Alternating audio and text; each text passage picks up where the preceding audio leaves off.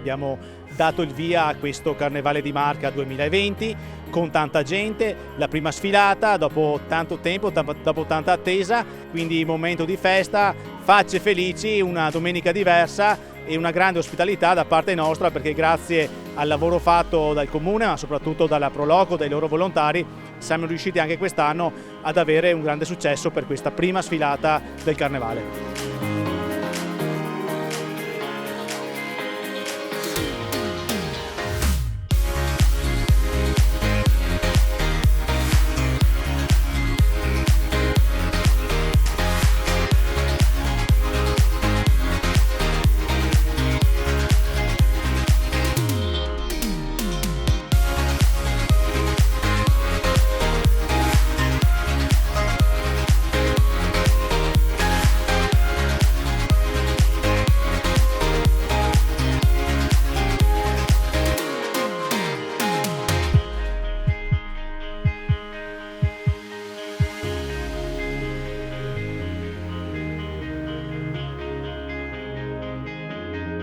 Qui giungono tanti appassionati da tutta la provincia di Treviso, ma non solo.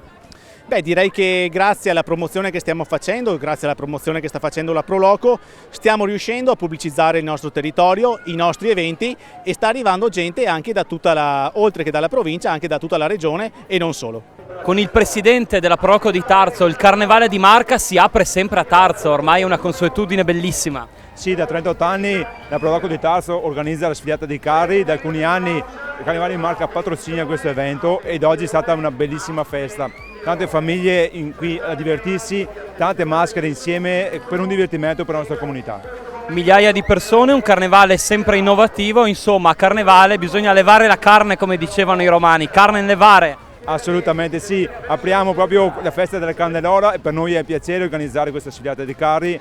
Apriamo anche il Carnevale di Marca, quindi non può essere che una festa per tutti, per le famiglie, per le tante maschere qui presenti quest'oggi, quindi una grande festa di paese. Buona serata signora, lei che gruppo rappresenta? Buonasera, sono Deborah, rappresento la SD Movimento Fitness Expression Self con sede a Tarzo.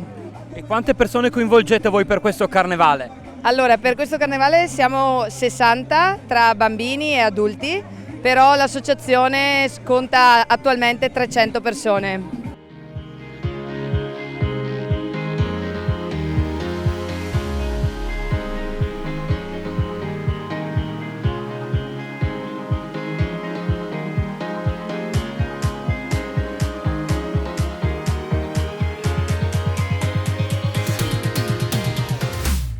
E questo papà è vestito da cosa invece? Da Teletubbies, siamo vestiti da Teletubbies tutti e due, io e il mio bambino, per questa bellissima giornata di carri mascherati. I bambini aspettano sempre il carnevale, una delle feste più attese. Eh sì, per loro è la sua giornata di festa, di coriandoli e tutta la compagnia. E tu sei contento? Sì, di?